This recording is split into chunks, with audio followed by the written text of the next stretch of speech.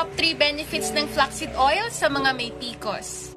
Ang flaxseed oil ay mayaman sa dietary fiber and omega-3 fatty acid.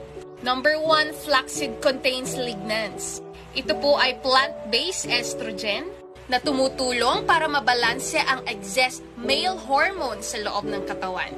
Therefore, tumutulong din po ito para mabawasan ang hair growth or tinatawag po nating hirsutism.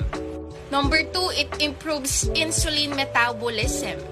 Ang mga may PCOS po kasi ay prone magkaroon itong ating diabetes dahil sa insulin resistance. At nakakatulong ang flaxseed oil para ma-improve po ito.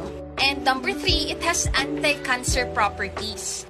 Ang mga may hormonal imbalance po kasi ay dapat bantayan ng kanilang thyroid, breast, and reproductive system dahil prone magkaroon ng cyst sa bahaging ito.